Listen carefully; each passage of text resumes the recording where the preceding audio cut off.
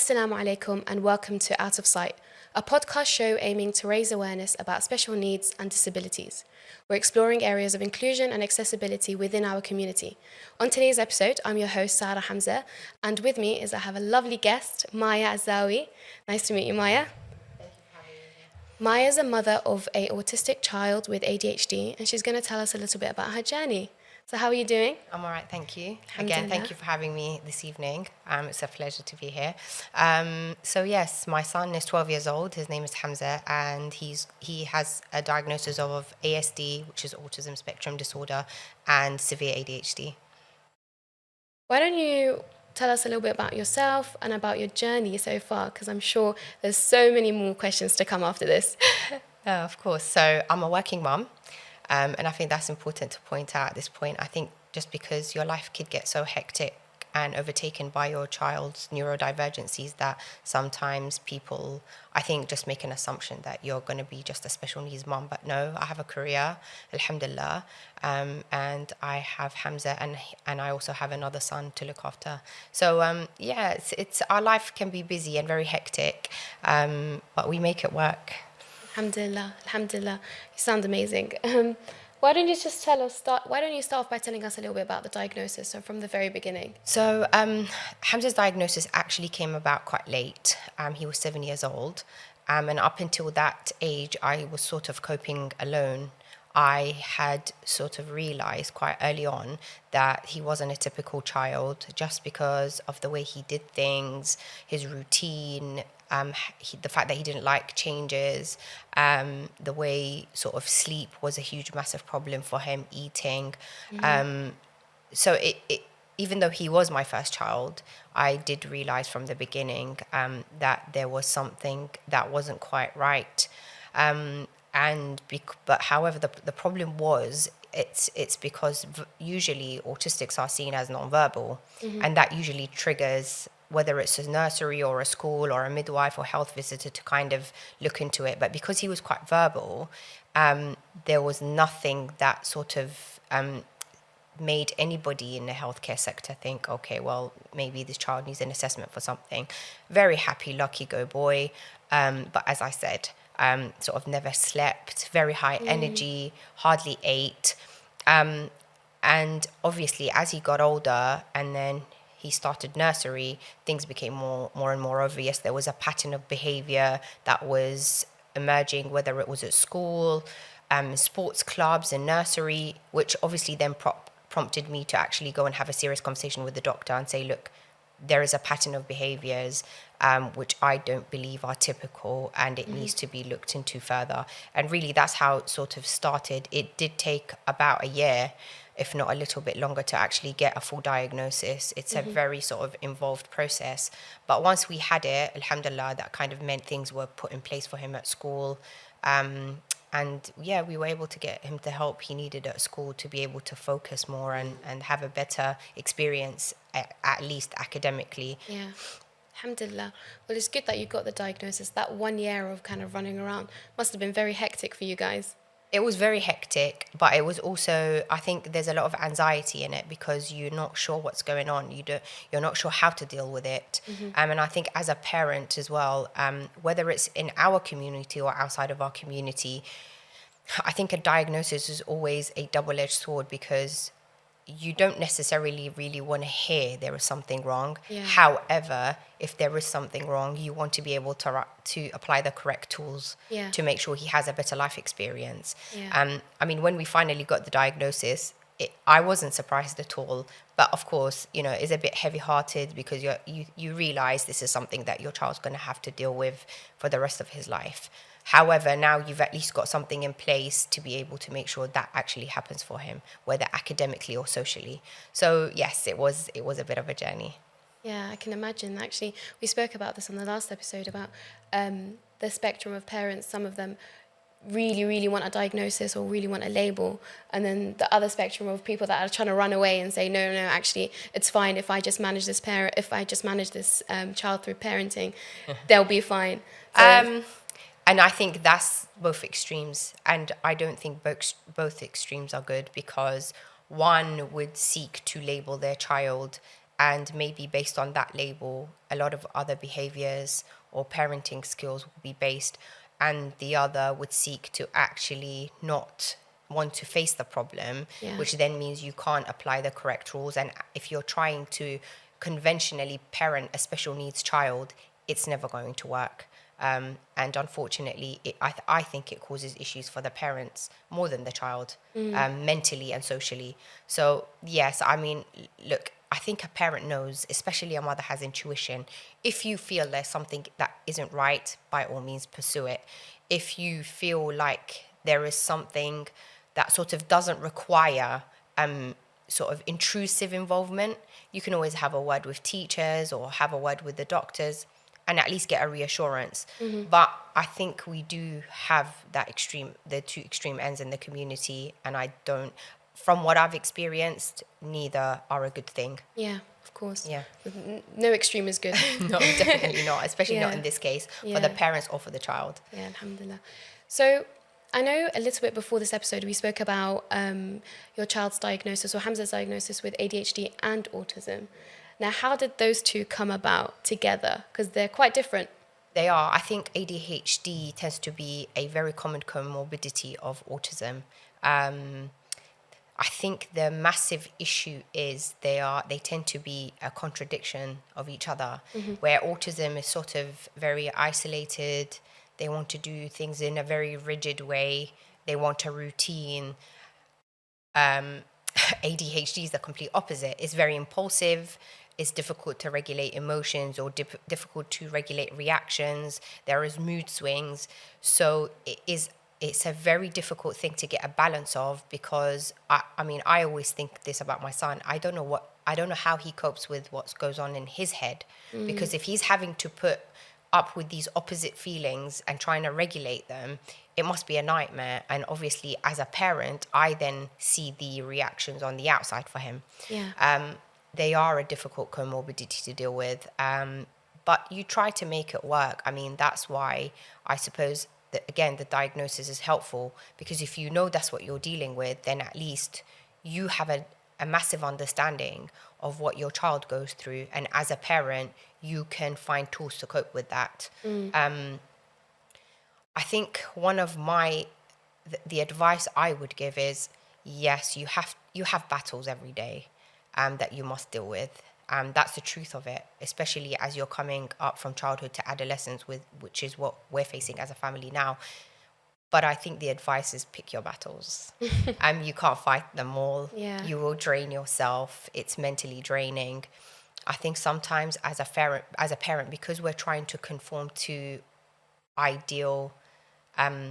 idealistic sort of rules from society, we try to make sure our children still fit into this, but it's not possible, and it's a losing battle. So if you believe there is something morally or religiously, something you want to address with your child, by all means do it. But if they're doing, I think what you have to be very aware of as a parent is, if your child is doing something that is a result of these two, for example, comorbidities, you have to ask yourself, is he doing something, or is she doing something you don't like, or are they doing something wrong?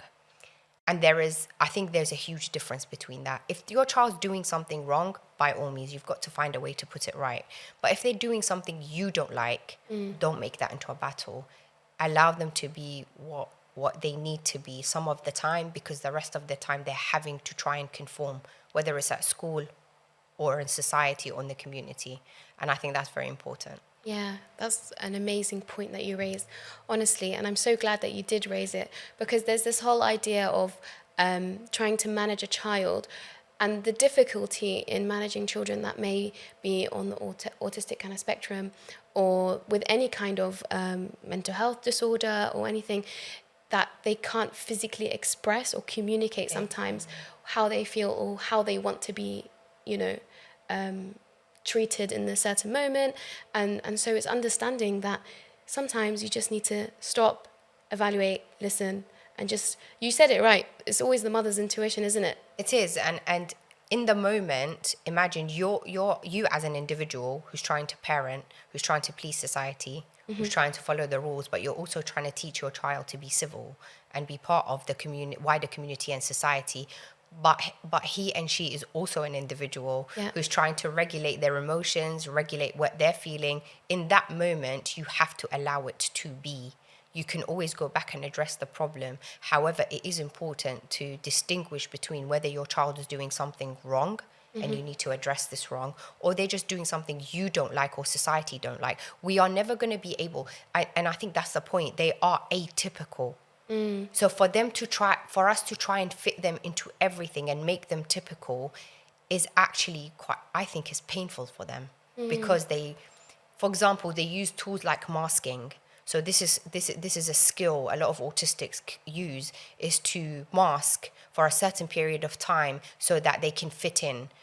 But that requires a lot of mental energy, and it's exhausting. Once they've been taken out of that situation and the masking ends, they actually have a breakdown. I mean, I saw my son do this in primary school at times. He would have a perfect day at school, and as soon as he was home, everything would fall apart. And he would be very emotional, very hyper. And I would straight away recognize that he just needs to let off the steam, let off what he was having to cover up inside him, just so that he can get on with his day, even at a very young age. So we just have to sometimes take a pause and think, you know what?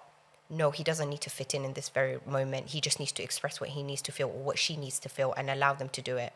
It's very important. Alhamdulillah, thank you so much for that advice. Honestly, I think a lot of parents would benefit from that. It's just a reminder sometimes, isn't it? And you spoke about your involvement with the wider community just then.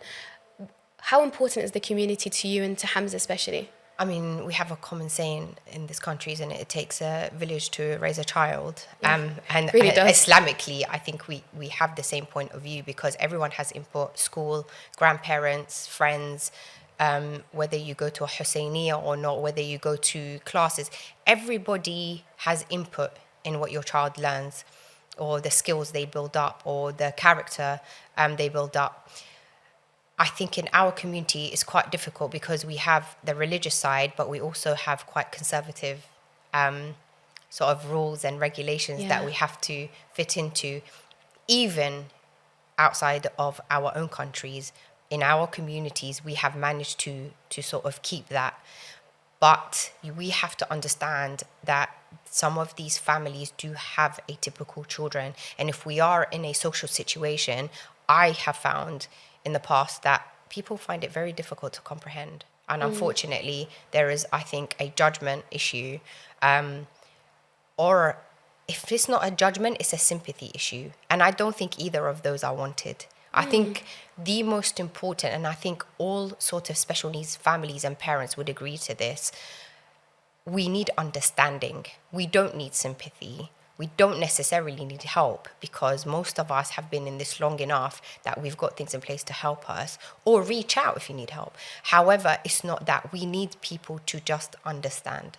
That's probably the biggest difference that could be made, is that, you know what, I mean, I could describe a typical situation. You're sitting in a majlis and your child is autistic. They might react to something by clapping, but you're sitting in a majlis, and you know what? Probably 99% of the audience will look in that child's direction. Yeah. Can you imagine being the parent of that child? Yeah. He can't. Difficult. He or she cannot help that reaction, because that's how they wanted to react. But if people become more aware of it, I think people will react to it less. Some people may not even know this child's autistic, and he just clapped. Can you imagine? I mean, just imagine the situation. You're in a majlis and somebody claps, and that could trigger. In fact, sometimes it probably triggers an aggressive reaction from some people, thinking, "Why is your child?" You know, we had an incident where we were in a majlis, and it was quite sort of had a very sad and somber tone. Hamza had turned up that day not wanting to wear black. Okay. And in fact, the other children judged him for not wearing black. No way. Look, it happens. Other children don't understand. Yeah. But actually, that's the point, again, to make, is if we make the wider society aware, even children need to be made aware that, you know what, we might go to a place where you see another child who's not like you. Yeah. You kind of need to take a step back. And I think, again, this is going back to awareness first and then understanding. My wider involvement in the community, and I could say quite recently actually, has been very positive. I might be seen a bit biased at this point, but I'm going to sort of mention sort of the Haraka majalis, because that's when I kind of made a point of contact, because I wanted Hamza to be more involved within the community, within our majalis. It's very important for me, and for him actually, because it keeps him in touch with his roots and his religion. And I had made contact with the Haraka guys to kind of try and get him involved and included, and the response I had was incredible.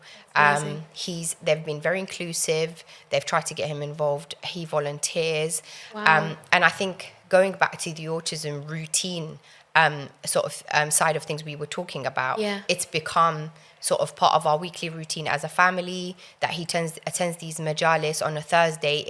It's had a very positive impact on him, where there are, sort of older males or boys his age or slightly older that he can relate to, but he doesn't feel he's being judged. And if he's doing something impulsive, or he's doing something that might not fit in within that sort of environment, it's actually taken in a very light-hearted way. He doesn't feel like he's being told off or being reprimanded. And they have received him very positively. And I think we need a lot more of that in our community. But I think at this point, being a boy's mother, I might be a bit biased, or I might just have one side of the idea. I think we then need to do something for a lot of the females in our community who have these diagnoses. I don't see there is anything in place. I think we need to kind of make things more inclusive for them, or sort of set up ways that they can also be involved, which I think we lack massively. Yeah, definitely. Yeah. But I'm really, really glad to hear that Hamza enjoys his kind of weekly haraka. He does. Majalis or Documentaries, and he's part of the community essentially, and nobody judges him for anything that he does. And that's what we're looking for. That's what we're striving for. That's what we're trying to do with this podcast as well. Yeah. It's just trying to reach inclusivity. And like you said, it's a matter of understanding more than anything. Yep. A lot of, I don't know, I grew up in a community that pretty much either judged, like you said, or empathized. So it was like, we say in Arabic, khataya. Oh, I've heard that word many times. So it's refreshing to hear that you know, like families with children with special needs pretty much agree that they don't want that khataya. No, we don't. And they just want really some understanding. Because that's kind of almost to say, oh, poor child. Yeah. You almost like, oh, you either don't know how to behave, or you don't have a future, or you don't have a positive and it's a word we really need to stop using. Whereas understanding means, you know what, okay, I get it. Or I may not even get it, actually. I may not understand why your child's behaving that way, but I'm going to accept that that's how they're behaving right now, and I'm not going to judge it. But yeah, as I said, the Majalis have been quite positive thing for him, and it's one of the only things really that he does within our community where he, there's almost, if there is no Majlis on that Thursday, he actually gets quite upset. Oh, bless him. But it's one of the things that have stood out for us as a family, and I think we need this to spread a lot further and wider now, inshallah, hopefully. Inshallah. And inshallah, if there's any organizations listening to this, please, yes, they can let's they can learn. Let's talk. Let's talk and try and contact Maya directly. Yes, and try and put something in place too. And the thing is, I think what we forget is a lot of the children on the spectrum and the ones who have ADHD have a lot of set skills to offer. 100%. Because they have a different perspective, or they understand things differently, or do things differently. And I actually think if we utilize their energy and the way they think, it will have such a huge impact on our community. Because let's be honest, if we look at the wider world, there's quite a lot of people who've made a huge impact in the world who have these neurodivergencies but have only realized it as adults. Yeah. I think we need to harness that level of energy, the way they think, because they think outside the box, and they're brave enough to do that because they don't necessarily understand the consequences of thinking outside the box. Or so social, they don't, yeah. So they don't limit themselves, Yeah. which means, and it's always when you're in that sort of a situation, you can have huge impact. 100%. I just think we do need to kind of harvest their energy and the way they think, but they need to feel safe doing it. And I think that's the important, is that I don't want to go somewhere to be judged for the way I'm doing something, or the way I'm dressed, or the way I say something, and let them be. And I think, as I said, if we can do that, they can have a huge impact within our community. 100%, inshallah. And there's a lot of people that actually, when we were discussing who to invite onto the show, there's a lot of really, really successful people that might have a kind of degree of neurodivergency, and like you said, only diagnosed in adulthood or even as adolescents or teens, but they were able to manage their kind of neurodivergencies and let people know that they like things in a certain way, they act in a certain way, but that's what makes them successful. Yes. And they are very, very successful. We have so many examples in our community of very successful people, but that's what it requires, acceptance. Because if you don't accept people in, then you can't see what they can do, what their potential is. You're not going to be able to see their skill because you're shutting them, essentially you're shutting them down. And I think actually at this point, it's very important I mentioned this. If we as a community don't accept these neurodivergents or anybody with a disability that is not accepted within the rules of our society, they will turn to other communities. And there's a danger here, and I've seen it happen, where they're not accepted within our community. They may turn to a non-Islamic community, non-Arab community, whatever it is, where actually they lose sight of who their roots or their religion or their beliefs just to be able to be accepted. And I think there's a danger there's a danger there, and because some of the other communities tend to be less judgmental than ours. And we don't want to push people in that direction when actually our religion requires inclusivity. We're not supposed to judge on race or color or any of that. In fact, we're told to even accept other people of other religions. 100%. So for us to make people in our community feel like they need to turn away from us is actually quite sad. And I've experienced this a lot with, I think, the parents who have, I think, especially female neurodivergence, because I think within our community, you may be judged a bit more harshly as a female if you're not conforming. And those parents have had no choice but to isolate themselves from the community and their daughters. And I think that is hugely, hugely dangerous. And it will break up our community, I think, eventually, if this continues. Yeah. And that's like you mentioned, that's the whole point of our religion, isn't it? Being part of the Muslim community, I like to personally pride myself that, we always find a sense of belonging within Islam, because that's what Islam came to give us. It came to give us a sense of belonging and an identity that we can grasp. But we are all individuals and we're all unique, regardless of who we are, how we act, or how we like things. But we find a sense of belonging with God. And eventually, that's what it is. That's our purpose, right? Our purpose is to be good with God. So it's unfortunate that sometimes the Muslims in our community can act a little bit un-Islamic and push people out. And it's not just individuals with neurodivergencies, but other disabilities. We had a guest, maybe our viewers will remember, we had Brother Naqi, who was he had a slight blindness, and so he felt like he wanted to go into the community, but he felt that some people might push him away or don't appreciate that he needs special, or he needs a little bit more adjustments, and nobody was trying to help him. And so it's so important that each one of us, being from any kind of background, because I come from a slightly, I would like to say, ignorant background, because I was never exposed to maybe children with disability or children with neurodivergencies or atypical in any sort. So I've had to learn and adjust that. No, they don't need the khataya.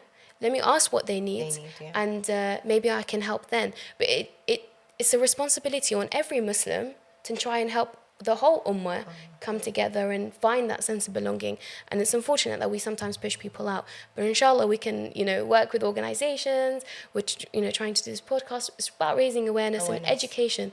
Really, education is the most important. I believe that, and I think I said that in my documentary that we recorded for the Autism, the Untold Story. I think education and awareness are the two single most important things that will eventually make the difference, because in all honesty, this is not going to be a very fast process. It's going to take time. People need to become more aware. They need to, I think if everybody educated within their own circle and made awareness with their own circle, it will spread very fast. And hopefully that's the future of this. Inshallah, inshallah. So you spoke about the documentary that you did just now, which is a really lovely segue to my next question. So you were part of the Ahlulbayt TV documentary, Autism, The Untold Story. If you haven't watched it, please watch it. Yes, please. Shout out. What was the feedback that you received for the documentary? Because you were quite open and honest about Hamza and about your experience with Hamza, and there was a few mothers that were open and honest too, but everyone had a different story to tell. What was the feedback that you kind of received? Alhamdulillah, I had very good feedback. I think the single most thing that stood out about the feedback I got was that, one, I was knowledgeable, two, I was positive. Even though I did have a breakdown during the documentary, obviously it's hard questions to answer. And I think that's the point. There needs to be a balance. The reason I actually decided to agree to do the documentary, again, is what we literally just spoke about, is raising awareness. Because unless we, as the families of these atypical children, come forward and speak about what life is like for us, no one's really going to know. But unfortunately, there's a stigma attached, because people are fearful that if I tell the wider community my son has autism or ADHD, they'll be judged for the future. And I actually heard this from some of the people who kind of don't want to be out there telling people that their child is neurodivergent, because actually they are scared about, you know, the repercussions of that for their child's future. I don't have that mentality. I believe that Allah puts you in a certain situation for a reason, and instead of hiding or having a negative mindset, you just accept it, you educate yourself, you become aware, you sort of seek out the right tools to be able to deal with it, and you just get on with it. Yes, of course we all have bad days, you know.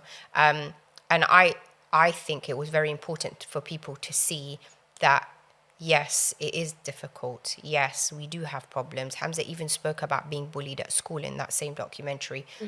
But we work through it. We find ways to tackle the problems. And unless you tell people that, they're not going to be aware of it.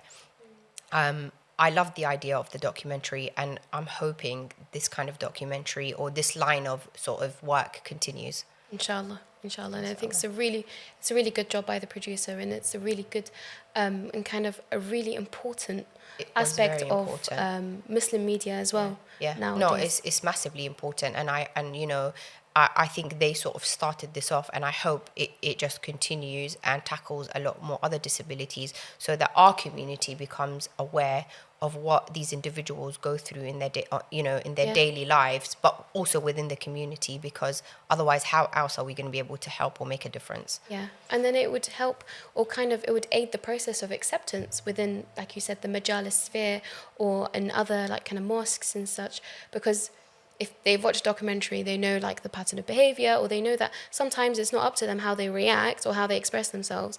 Then next time a neurodivergent or atypical kid does anything in a majlis that might stand out as socially unacceptable, we have that kind of in place where it's like, oh, actually, it's okay. I understand why they're doing this. Let's move on, you know? Which is really, that sounds simple, doesn't it? Yeah. But that's exactly what's needed. Yeah. Is that, you know, knowing something, understanding it, and then just accepting it. We need to normalize that atypical people live amongst us every day. Yeah. And they find it difficult to regulate and think like the rest of us. And we kind of need to sort of just accept they will do things differently, and that's fine. Yeah. You know, let's just accept it. That's how they want to do things. Or they can't, do you know, I think what we forget is sometimes they cannot help but do things the way they want to do them. Yeah. Or they do them. And it should be fine. But again, it's just the awareness, which I guess it will, as I said, I think for this generation, it will come. And I have such a positive sort of outlook that I think it will come. Maybe with the older generation, it was more difficult because it wasn't as sort of, I think diagnoses were hidden by parents or never even pursued because they didn't want that label, or they didn't want, you know, unfortunately, I think a lot of parents might have even hidden their kids from the public and not wanted to tell people they have a child who's got, whether it's Down syndrome, autism, ADHD, they would have hidden it. I think now that's become less of an issue, And now that it's far more out in a wider community, eventually it will be normalized and people will accept it, hopefully. Hopefully, inshallah. Inshallah. Honestly, throughout whatever you were saying just then, or you were saying loads of really, really important points, I just wanted to say it louder for the people at the back. But honestly, it was really, really, really important points. And I think we were speaking about just before the show about why do we think that the rates of people on the autistic spectrum disorder, kind of that spectrum, why are the rates going up? And it's because of awareness, isn't it? Because of education, because we don't expect, or parents don't want to lock their children up anymore, and they don't want to label it as just bad parenting, because it's not. It's not, and I think there is two things at play here. I don't have statistics. I wish I did. But I think we have noticed a lot more kids have diagnoses. And some people might turn around and say, oh, this is the ailment of this generation.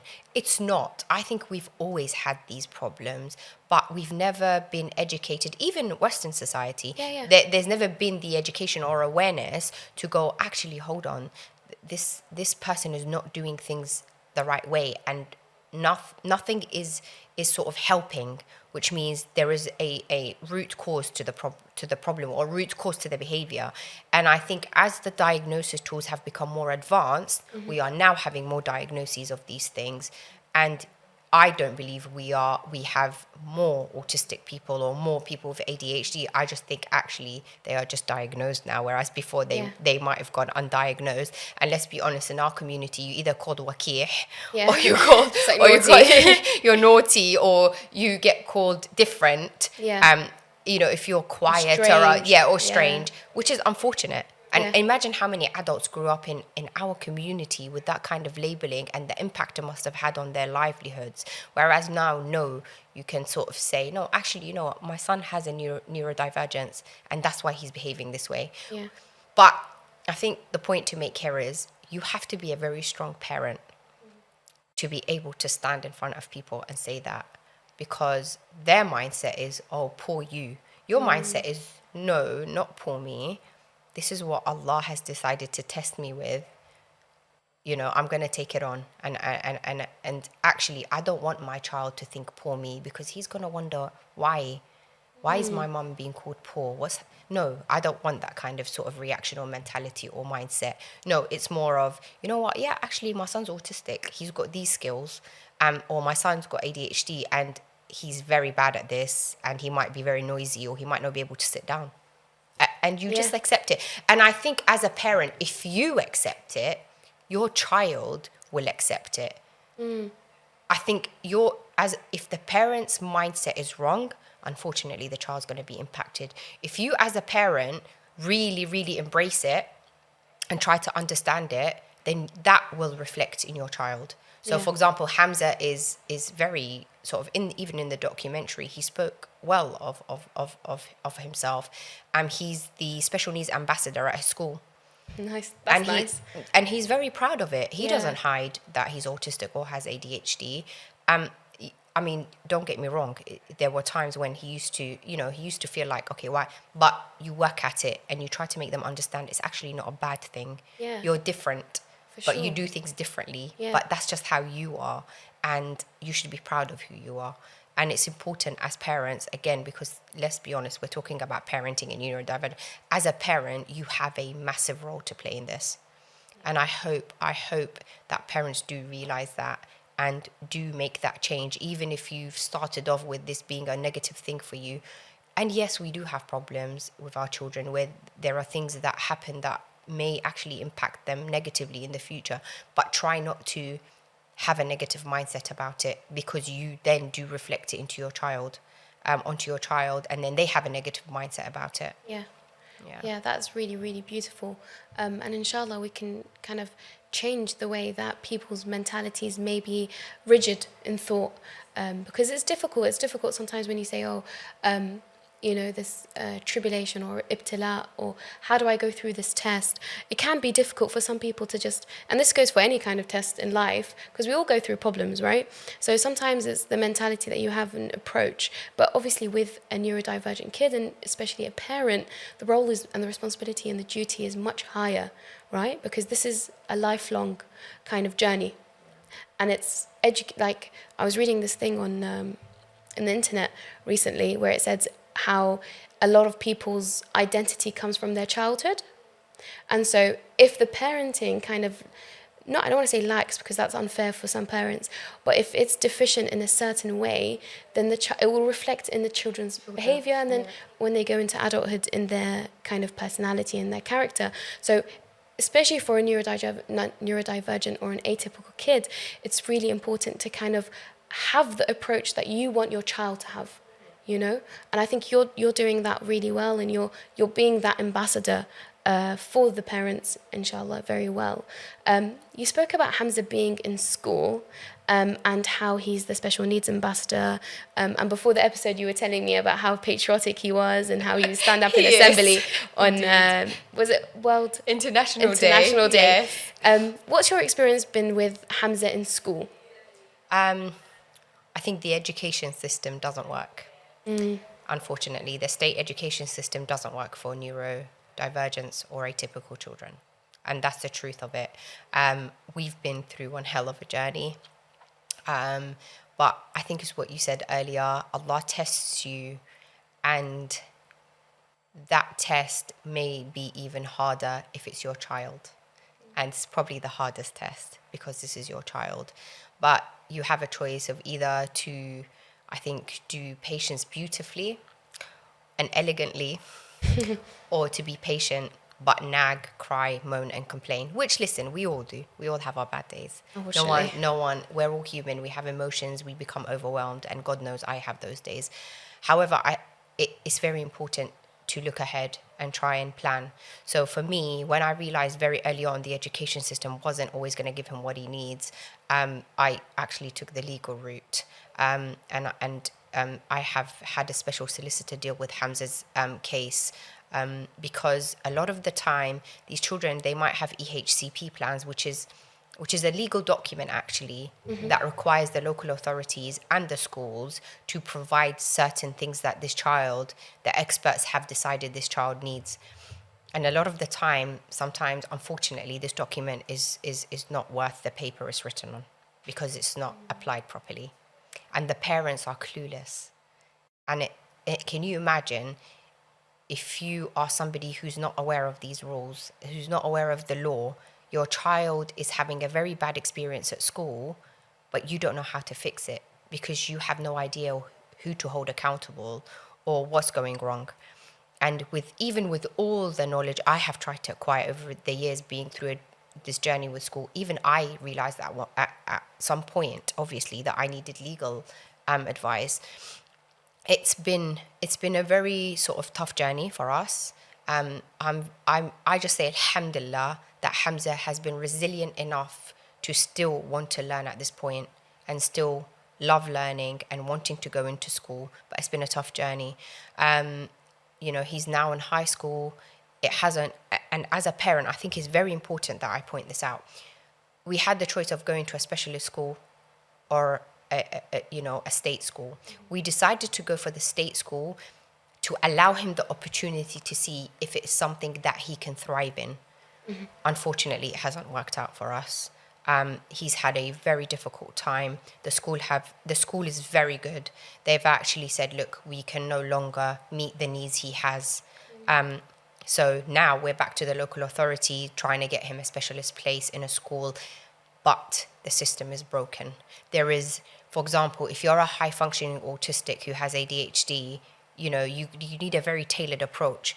You're not going to survive in a state school, but you're actually not either going to be, you're not going to be a good fit for a very special needs school. And a lot of the kids are falling through the crack here, where you need something in the middle.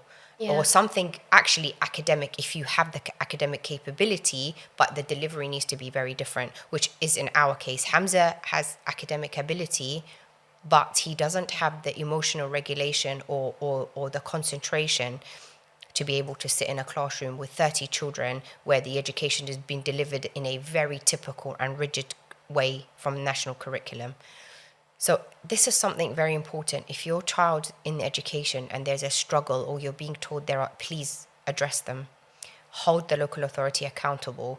Approach all the experts, whether it's your doctor, your health visitor, if it's a still very young child, and try and get the help put in very early on, because that then impacts their whole entire academic journey at school.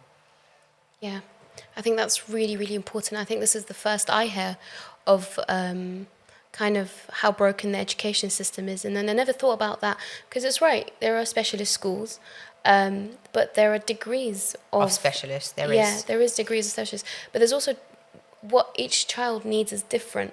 And to kind of just group them up and put them in a classroom and call it a specialist class, I think that's quite of an easy way the government gets A lazy through way it. out. Yeah. Yes, unfortunately. And it doesn't really address anything. The funding's not there. The funding's not there. The framework is not there, because they're now being overwhelmed by the diagnoses coming through. And these children, as I said, they have academic ability, but the delivery needs to be very different. They do not have the resources for it.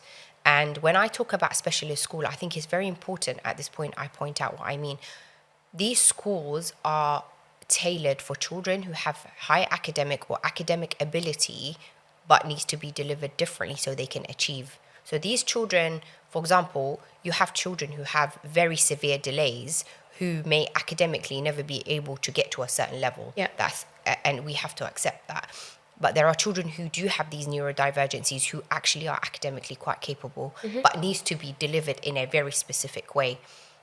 If it's not done, that academic ability goes to waste, and they end up having a very, in all honesty, they end up failing in life, not because they don't have the ability, but because they were never put in an environment where they could thrive or learn properly. Yeah. And for me, the earlier the diagnosis, the earlier the help is put in, the more you can sort of impact your child's future. Yeah. And I think that's quite important. Yeah, and I think one of the key points that I've kind of gained from this kind of conversation is that the parent has to be the main advocate for this child, because the child wouldn't know otherwise, right?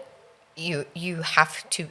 I say this a lot. I am literally an entire army for my son, because I have to be his advocate, his teacher, his doctor, and sometimes I have to be all of these voices for him, because he doesn't understand the consequences or any of the things, the environmental sort of effects on him.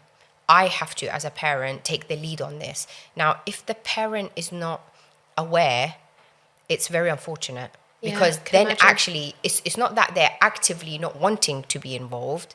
It's just they don't know how to. Yeah. How do you do it?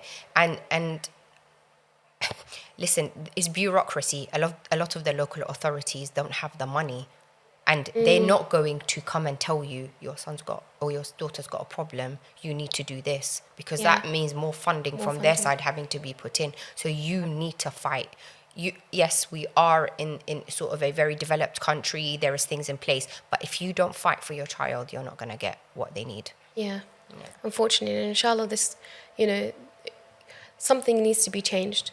And I think if more parents come out to kind of advocate for their child, and if more parents are aware that there are certain things available for them, they're just not been given them, they have to kind of go out there and, I don't want to say demand them, but demand them. But you do need to demand them, because you're your child's voice. I mean, for me, I this is how I see it. Mm-hmm. I'm duty bound by Allah to my child. If I don't fight for him, if I don't do what's right by him as a parent, and he grows up to be an adult that cannot have, who's not putting something good into society, and ultimately that was my fault, because I didn't do everything I needed to do for him. And it's important that you, as a parent, you literally leave no stone unturned, and make sure if things are still going wrong, you accept it. But at least you did your part. Yeah. And you didn't sit there and wonder, what if I did this differently, or what if I did that differently? You did your due diligence. You tried everything. It didn't work. That's fine. Yeah. But, if you want him to be part of civil society and contribute for the future, you have to make sure you're doing your part when he's still a child. Yeah. And that is one of the most important things, is his education, or her education. Yeah. Definitely, I definitely agree with you. That's not to say that some parents might find it difficult, and it is difficult. I can imagine how difficult it can be. Oh, it's immensely difficult. Yeah. It's very stressful. Yeah. And whether it's the cost of it, whether it's mentally, it's draining because you're having to constantly talk to people, explain things. You might have to explain them again. You're fighting bureaucracy. It's massive and it's difficult, and I understand it. Yeah. But I think the key is, again, if you actually, even as a parent, you want to help yourself, because let's be honest, we're only human, we're individuals, we become tired and exhausted by having this kind of daily life. But if you also want to have the peace of mind that actually I can put my child in a school, he's spending hours most of the day there. I want to, as a parent, if your child's having a positive experience, then you can be rest assured and you can relax. Yeah. And that's important. Yeah, and inshallah. And all of these things that you're mentioning are very, very important. And yeah, it's easier said than done, especially for, I apologize to even say that on my behalf, but I'm pretty sure it's easier said than done. And I know it's difficult for everyone going through it. So inshallah, they find the ease in what they do. Inshallah. And inshallah, the system can help them Inshallah. as the system should. Yeah, inshallah. So I just wanted to ask you about your journey, or even Hamza's journey, and the impact on your religion. Because I know throughout this conversation and throughout this interview, or not even this, just conversation, you've spoken a lot about Allah subhanahu wa ta'ala and why, or how you feel towards your journey with Hamza specifically. It's alhamdulillah. I think it's my journey with Hamza has brought me closer to Allah subhanahu wa ta'ala and to my religion. And the reason for that is because when I had my son, I had, and he was a blessing. I had waited for him for a while. So, but after getting the diagnosis, I think I had a choice to make.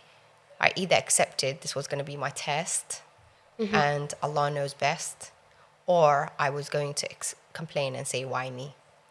Which is very easy to do. We're all humans. But I think I tried to take the mindset of, this is going to be my test. It's the biggest test because this is my child. And as a mother, your child's your whole world. And I think it's very important for me that if I was going to accept it, I was going to accept it and be graceful about it. Not just say, okay, I have this child and I'm going to just complain, sit back and just let things happen. I think there's an important balance to get between, okay, Allah has put me in this situation, I have to accept it, but also as a human being, I have an active role to play. And this active role may actually result in me being stressed, tired, angry, frustrated, that I can't do anything else, even guilty. Sometimes you feel guilty. I think that's the biggest part of it. You feel guilty for not, have I done my bit? Or maybe I did this wrong and it was my fault. A lot of parents do blame themselves. But no, you accept it as a test from Allah subhanahu wa ta'ala. And for me, I've always said this, I think Hamza is my gift. He's my test, but he's my gift. It's taught me to be sort of patient. It's taught me to be tolerant. Because let's be honest, if I didn't have Hamza, I may not have ever been as accepting and tolerant towards other children or people or families with disabilities. So I'm grateful for that lesson. It's also the fact that I've had to teach Hamza religion in a very different way. I have to take a very different approach. He may not understand action and consequence. And it's important for us in our religion that you explain things a certain way where the child is not necessarily forced to do something. I mean, I took the stance when I had him and he got to an age where I needed to explain things to him that Allah is not a punishing God, a powerful God in that sense, but a loving God. Allah subhanahu wa ta'ala is loving. He created you just like you would create a piece of Lego. This is how to explain to him. Yeah. You build a piece of Lego and you put it up somewhere. You don't want people to touch it or damage it. Allah created you in that way, Hamza, and Allah doesn't want you to get hurt or doesn't want you to be damaged. Therefore, that's why we have rules, because it can be very difficult for them to accept rules sometimes. And it's brought, as I said, it's made me look deeper into my faith. It's made me take a different perspective so that I can sort of get that idea to my son. Alhamdulillah, and it doesn't show from the outside because it's not, it's the way he regulates things. But his faith is very, very sort of important to him. The way he does things is very important to him. Alhamdulillah, he tries to. It's going to be hard to get somebody who's got these neurodivergencies to always stick to salah times, or to say it's never going to work, and we have to accept that. But you have to keep going. But he wakes up for Fajr at times. Sometimes I go and he's sleeping, and I find the Quran by his side. And you know what? Sometimes it may be the fact that, and in all honesty, they sometimes feel so isolated that you have to give them somebody to talk to. And I used to say to him, you don't just have to be sitting on the musallaya to talk to Allah, Hamza. You can talk to him anywhere. Because I realized there's going to be points in his life where he's feeling so sort of... Don't forget, these children have a lot of negative connotations or negative association with their names, or with their... because they're constantly being called out because they've done something wrong, or they've done something bad, or they've... So eventually, I think actually there is a statistic about, especially children with ADHD, they are more likely to associate with negativity because they're constantly being called out for doing something bad. They begin to feel isolated. And it's very important you teach your child that they can turn to Allah and talk to him. Or they can salah time is a time where you can shut off and just go and be quiet, silent. And he also started fasting last year. Wow. For the first time. And he understood the concept of fasting all day. And it was hard, but he did it and he was so proud. So alhamdulillah, I think what I have taken out of this test is positive, and inshallah I can only pray it continues. Yeah, alhamdulillah. Wow, that was so beautiful. Honestly, I don't even know. I'm quite speechless, because whatever you were saying there and how you were parenting Hamza, that even affects me as a person as well, because there's such amazing points. And like you said, everyone's approach to deen is so different. And it's about how can we approach best. And it seems like you're doing such an amazing job, and I think it's just a reflection of how amazing of a mother you are. Thank you. And inshallah we have more of your kind. Thank you very But much. I know it's a hard. difficult job. It's very difficult. Yeah. And your patience is tested every day, and they're vulnerable because they could get dragged into things they don't understand. Yeah. And there are statistics out there for children who have these neurodivergencies. When they hit their puberty and teen, they are so vulnerable. They can find themselves in situations and only understand the consequences once it's too late. And it's important to put those rules in and faith, but you cannot force it on them because they don't understand it in the way we do.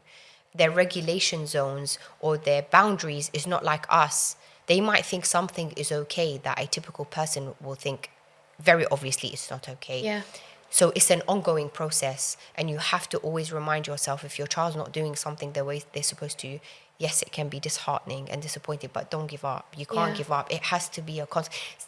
And I think this is what I always say. The single most difficult thing of being a special needs parent is it's mentally draining. You need to have that constant sort of energy and remind yourself why you're doing it. Yeah. I think you've just kind of segued into my next question, just like that. You're such a natural at this, honestly, mashallah. But just to kind of just give us a concluding kind of remark, what would be your advice to parents who may be struggling with new diagnosis, or struggling with a child who they might have a diagnosis for a while, but they just don't know how to manage them? What would be your advice? I think if you have a new diagnosis, the first thing I would say is don't be afraid.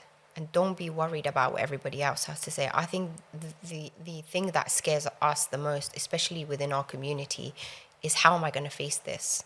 That shouldn't even be your first worry. Your first worry is your child has a neurodivergency, but it's not the end of the world.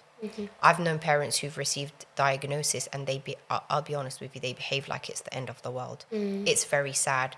Again, if your child picks up on that, and please don't ever think they don't, no matter how young they are. They know exactly what's happening and they can feel everything. It's not the end of the world. In fact, we're lucky and blessed to be in a developed country where there are so many things in place that can help you. Seek out the help. Don't give up easily. This is not an easy journey. It's not. It really isn't. You have to fight every day for your child. Don't give up. Get the right help. Try to be positive about it. Try to see the gifts your child has, as well as the difficulties. And there are difficulties, let's be honest. Yeah. And it's going to be a lifelong test. This is something you have to put yourself in a position where you have to. I think for me, I always ask Allah for one, the strength, and two, the guidance. Those are the two things you're going to need along this journey. Yeah. If you're a parent who's had a diagnosis already and you're feeling just strained and frustrated by the system or people around you, because sometimes, unfortunately, it's the closest people around you that make you feel very unaccepted. And that's something not many people want to talk about. Yeah. But it's honest. Sometimes it's your own family and friends that unfortunately make you feel like you're either being a bad parent, you don't know how to parent, or you don't know what you're doing, or because they will never. The thing is, it's not intentional, but unless somebody is living your journey, is on your journey, they will never understand. Don't blame them. It really isn't personal. They just don't get it. I think as humans, we have this thing where if we visually don't see something, it's very difficult for us to comprehend. Because they don't see your child's disability or neurodivergency, they are never going to understand. Yeah. They just think, oh, he's being naughty and you're not telling him off enough. That's a basic. Yeah. That's one of the basic ideas. I can imagine. Yeah. Don't give up. Find new ways to do things. And I think it's important, if your child is transitioning from childhood neurodivergency to adolescent, then adult, you need to change the mindset. You need to accept that there's going to be a tough period. Yeah. And I think going back to exactly what I said in the beginning, pick your battles. Some of these battles are going to be personal because you don't like them. But don't cause a rift between you and your child because you don't like a certain way. But look, I think for me, I have to always tell myself, is this haram? Is what's happening haram? Or is what is happening inappropriate? Or is what's happening just something I don't like?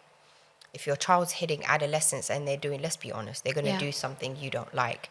Yeah. Get perspective and think, okay, why is my child doing this? Let me sit down and talk to them. Or actually, even if you see somebody else's child doing it, for example, I'll give you an example. If you see somebody's child who's an adolescent standing around the street corner smoking or vaping, please don't judge. Yeah.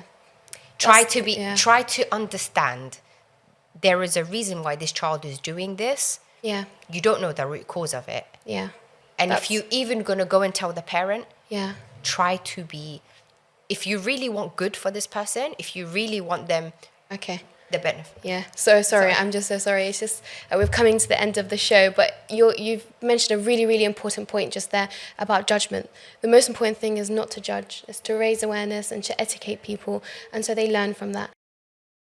Thank you very much, Sister Maya, for such an enlightening conversation. Honestly, it's been one of the most beneficial conversations for myself, and it's been extremely inspiring and emotional. So thank you so much for sharing with us, and inshallah our viewers will be able to take something back and learn, and that's the end point, isn't it? That's the end game, is to learn. Thank you so much for having me on and for giving me time to air my voice. I hope it's helped some people at least take something away from this, and inshallah you continue to do this good work, and for being such a lovely host. Thank you very much. Thank you very much for the viewers for listening. I'm so sorry I had to get cut short at the end. But inshallah, we'll see you at the next episode. For now, ma'a salama.